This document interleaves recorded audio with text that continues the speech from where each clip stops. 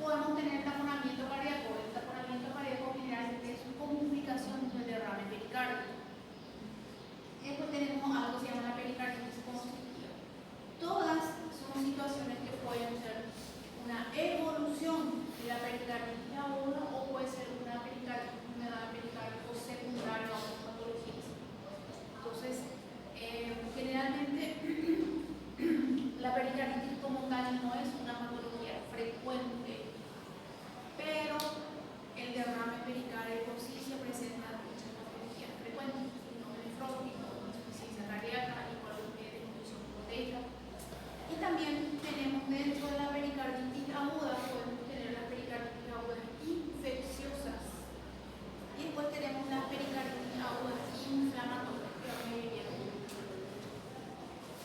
Entonces, la pericarditis aguda es un proceso inflamatorio del pericardio debido a múltiples etiologías y corresponde solamente al 5% de la consulta. Atiéndame, la pericarditis aguda puede ser infecciosa o puede ser inflamatoria. Bueno, entonces, ¿cuáles son las manifestaciones clínicas? La característica principal de la pericarditis aguda inflamatoria es generalmente está relacionado con un cuadro gripal o cuadro infeccioso anterior. Cuando hablamos de infeccioso, generalmente son virus. Entonces, como antecedente que tiene el paciente algún tipo de IVAS, ya sea faringitis, amigdalitis, traqueitis, otitis, generalmente virales, y en el transcurso de 1 o 2 semanas se presenta la pericarditis. Entonces, ¿cuáles son las manifestaciones clínicas de la endocarditis? Dolor torácico de características pericárdicas, agudo en punta de dedo, que quiere decir que el paciente puede señalar dónde le duele, es precordial, y el paciente refiere o señala puntualmente dónde le duele. Generalmente el dolor empeora con la tos y la inspiración profunda. Entonces, el dolor obtiene como exacerbante la tos y la inspiración profunda, y como atenuante o como mejoría la anteroflexión del paciente, es decir, el paciente lleva el tórax para adelante, se llama anteroflexión o se llama genuflexión, las dos. Entonces, esta es su medida diaria. En ciertas situaciones se puede ajustar un roce pericárdico y tenemos como método auxiliares diagnósticos que son más bien datos indirectos, el electrocardiograma. De hecho, que el diagnóstico más bien es clínico, no hay muchos datos laboratoriales o de imágenes que nos ayuden para hacer el diagnóstico de la pericarditis aguda, sino que tenemos que tener antecedentes infecciosos, manifestaciones clínicas de dolor torácico con características pericárdicas, y podemos tener datos indirectos por electrocardiograma, elevación del segmento ST o un descenso en el espacio PR de manera difusa, que quiere decir que todas las derivaciones tienen elevación del segmento ST. Esa es la diferencia con el infarto. El infarto generalmente son segmentarios las elevaciones del segmento ST. Entonces, es uno de los criterios. O también, en general, si se complica, puede haber derrame pericárdico. Entonces, pero esa es una complicación de la pericarditis. Otros datos laboratoriales que puede ser aumento del PCR, del eritrosedimento, o puede haber leucocitosis. No siempre se presentan porque generalmente son virales. Y puede haber datos sugestivos, ¿verdad? Pero depende mucho del que lee, la tomografía o la radiografía, pero no tiene datos muy relevantes. Generalmente la radiografía del tórax es normal en la pericarditis. Si se observa o se complica con derrame pericárdico, sí tiene datos importantes, pero por sí sola la pericarditis en la radiografía no tiene mucho.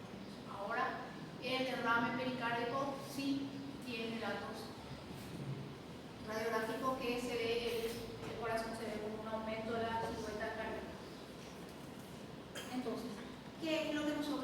hacer ante la sospecha clínica, radiografía de tórax para ver si está más bien complicado con el vaso pericárdico.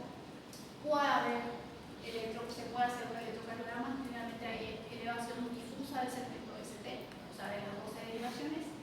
Puede haber aumento de la troponina, generalmente hay un aumento de la troponina, solo que no sigue un patrón normal. Y la ecocardio transtorácica. La ecocardio transtorácica más bien es para ver si hay complicaciones asociadas. Tampoco tiene mucho dato lo que es en pericarditis. Los métodos diagnósticos son más bien indirectos, más que diagnóstico como tal. Y aquí tenemos las diferentes etiologías, que es lo que nosotros debemos ver. Primero pueden ser infecciosas, virales. Puede asociarse a la influenza y el virus incisional respiratorio, son las causas más frecuentes. También puede haber complicaciones dentro del dengue, hay pericarditis asociada al dengue, que es relativamente frecuente.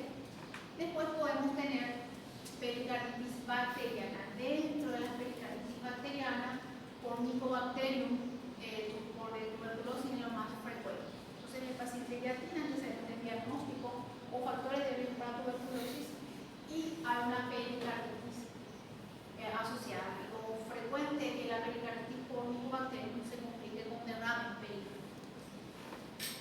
Después podemos tener también por hongos, parásitos, y después tenemos las no infecciosas. Las no infecciosas son las causas más frecuentes. Entonces, la no infecciosa está asociada a enfermedades autoinmunes. De hecho, que son criterios mayores para la pericarditis, es un criterio mayor para el diagnóstico de lupus. O sea, es frecuente encontrar pericarditis lúpica. Entonces, ahí hablamos de pericarditis no infecciosa o pericarditis lúpica. Después también otras enfermedades autoinmunes. Dentro de eso está la esclerodermia, es una de las causas frecuentes también de pericarditis, la artritis reumatoide.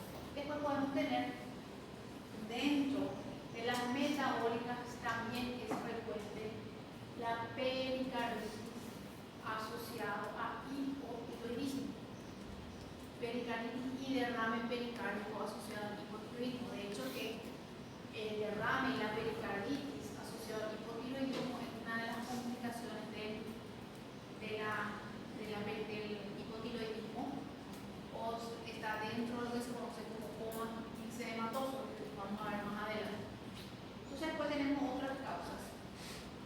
En general, dentro de las otras causas, la insuficiencia cardíaca es una de las causas más frecuentes. Está el hipotiroidismo, el lupus, después vienen las virales y por último las bacterias. Bueno, ¿cuál es el tratamiento? El tratamiento de la pericarditis es darle aire. La característica de la pericarditis es que tiene muy buena respuesta y rápida respuesta a los aires, sobre todo a la aspirina. Tiene buen efecto antiinflamatorio, pero la dosis es hasta 3 miligramos por día. ¿Sí?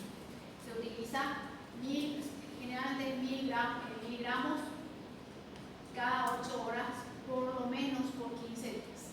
Y después se va a hacer un descenso paulatino.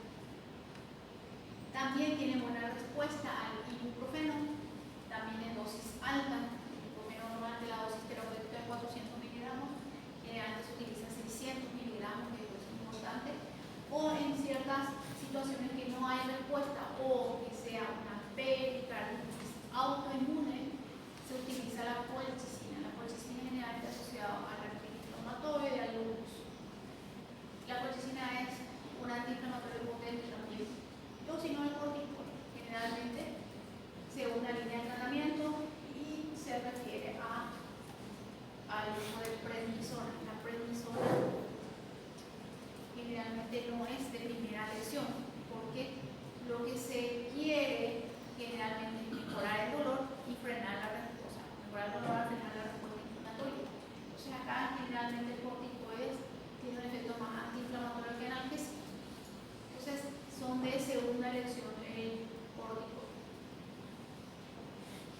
Bueno, eso es con respecto a la pericarditis. La pericarditis se puede complicar con derrame pericárdico. Y dentro del derrame pericárdico podemos tener derrames pericárdicos clínicos y subclínicos, dependiendo del volumen del líquido que se encuentra. Entonces, el concepto de derrame pericárdico es la acumulación patológica del líquido entre las dos membranas del pericardio, el visceral y el parietal. Puede deberse a derrame pericárdico, puede ser inflamatorio, puede ser debido a un aumento de la presión venosa sistémica, puede ser un exudado, transudado, puede ser complicaciones con un hemopericardio, puede ser el hemopericardio se puede presentar por complicaciones del infarto, una rotura de la pared del ventrículo, por disección de aorta, o puede ser traumático, o puede ser también un neumopericardio.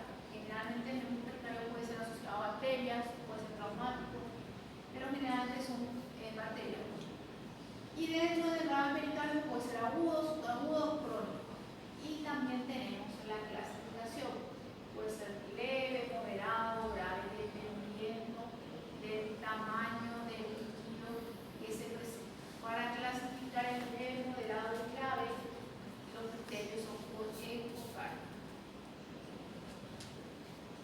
Y después tenemos también una clasificación que también es por ecocardio, si es circunferencial o loculado, que quiere decir que el derrame afecta todo el pericardio o solamente está limitado a una parte del pericardio, o sea, está como encapsulado. La principal manifestación clínica generalmente el paciente, si está asociado a pericarditis, tiene manifestaciones de dolor pericárdico, que vimos en la pericarditis, y si se complica con el derrame pericárdico puede aparecer disnea progresiva de esfuerzo, progresiva, ortopnea, dolor torácico, y puede haber síntomas compresivos locales, náuseas, disfagia, ronquera, compresivos del esófago, del alivio recurrente o de la tráquea.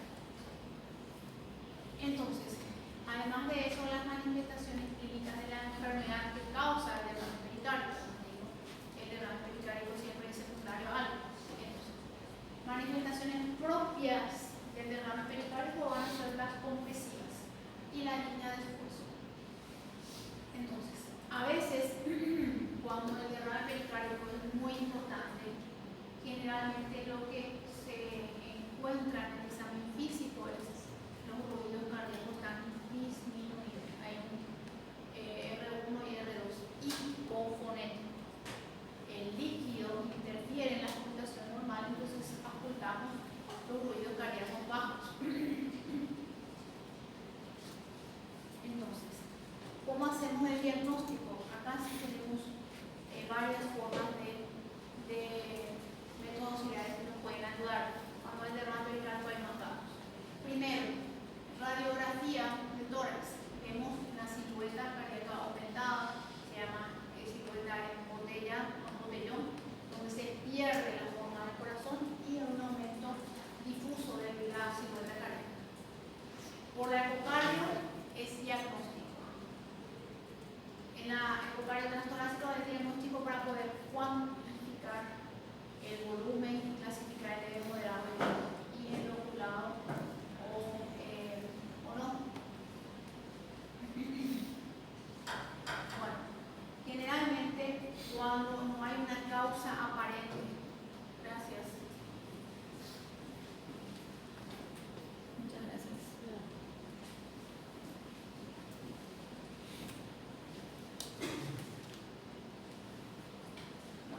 Normalmente la radiografía y el ecocardio es suficiente, pero cuando no tenemos una causa aparente, no sabemos si es infeccioso o inflamatoria, generalmente se hace una pericardiocentesis, se llama, es decir, se saca una pequeña cantidad de líquido y eso se lleva a estudiar. Siempre se estudia se hace tres estudios. Primero, la citología para saber si hay células inflamatorias agudas o crónicas, es decir, si hay neutrófilo o monocitos. Después se lleva a cultivo para saber si hay o no bacterias. Y después tenemos el perfil bioquímico, también se lleva a estudiar para ver la cantidad sobre todo de proteínas, de LDH y también de glicemia o de glucosa. ¿Por qué es importante? Dado que las proteínas, un aumento de las proteínas indica que es inflamatorio. Una disminución de la glucosa indica que hay bacterias porque utilizan esa glucosa. Entonces tienen los criterios para clasificar en exudado o transudado. Entonces siempre el líquido se lleva para 3 estudios. Bueno, ¿qué vamos a ver también? Acá no está, en el electrocardiograma. En el electrocardiograma tiene la característica de que hay una disminución del voltaje de todas las derivaciones. O sea, nosotros tenemos un trazado con disminución del voltaje. O sea, todas las derivaciones se ven pequeñitas, no tenemos un trazado importante.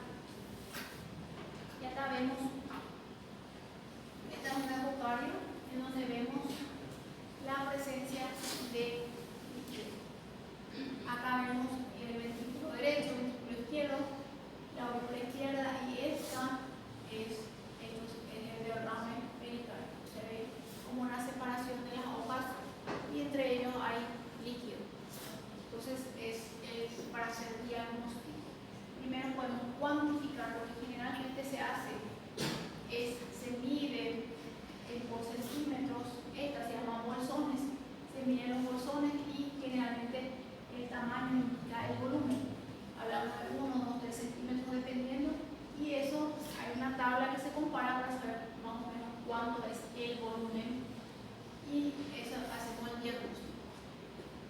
Entonces, generalmente es diagnóstico para cuantificar y para saber las características. Si estamos hablando de un derrame pericárdico circunferencial, sería este, es decir, que afecta todo el pericardio de manera homogénea, pero cuando hablamos de lobulado o tabicado es diferente, porque generalmente lo que hace es, vamos a suponer que esta partecita está envuelta por una pared, entonces el tratamiento es diferente. Cuando es difuso es más fácil, se puede utilizar antiinflamatorios o dependiendo de la causa, pero los que son lobulados generalmente son respuestas que tratan de aislar ese derrame. Entonces significa que sea quirúrgico, porque lo que hay que hacer es quitar colar esa pared que está envolviendo el derrame. Entonces es quirúrgico, es diferente la función. Por eso el evocario es diagnóstico y también para hacer tratamiento. O sea, acá vemos otra, lo del derrame pericárdico. El derrame pericárdico se ve de manera visible. Acá tenemos la imagen de la radiografía. Sí. Hablamos de radiografía de signo, se llama corazón en garrafa o en botella, y vemos como hay una pérdida de la silueta. Vemos que el corazón está aumentado de manera difusa y está redondo. Entonces, es el criterio mayor.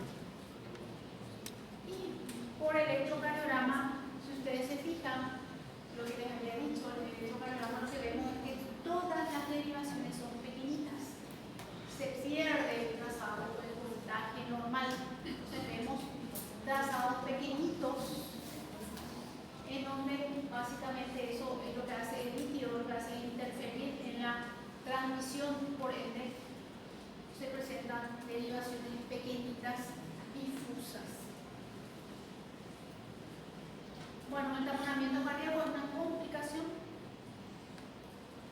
Es una complicación del derrame pericárdico y lo que hace es aumentar la presión intrapericárdica que hace el líquido. El derrame pericárdico es tan importante que presiona o comprime el miocardio y evita que el corazón se llene.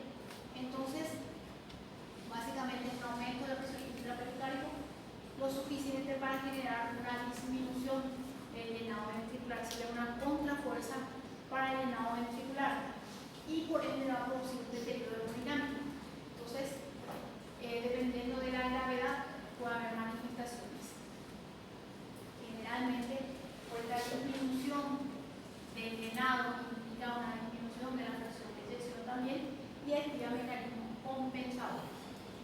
generalmente son taquicardia, aumento de la contracción miocárdica para vencer esta fuerza y un incremento de la resistencia vascular periférica. O sea, una respuesta hemodinámica.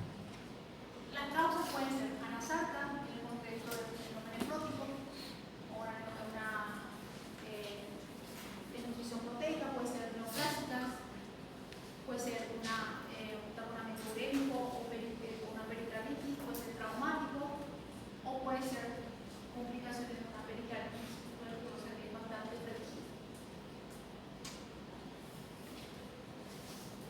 Bueno, ¿qué es lo que se presenta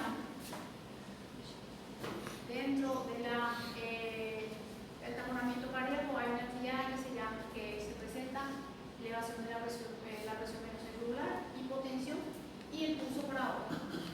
También una complicación es el shock obstructivo. La pericarditis ahora no produce shock cardíaco, produce un shock obstructivo. Entonces lo que ocurre es que no se puede distender el corazón, por ende no se puede realizar un llenado correcto. ¿Es frecuente? ¿Es frecuente? No, por suerte no. Entonces, lo que ocurre es, el tratamiento es aumentar la presión de llenado, que generalmente es la pericardiocentesis, es el tratamiento de lesión. O sea, se retira el líquido que está comprimiendo para mejorar el llenado ventricular. Dependiendo de la situación, generalmente lo que se hace es, si el derrame es importante, se puede utilizar una hemografía como dirección, guiada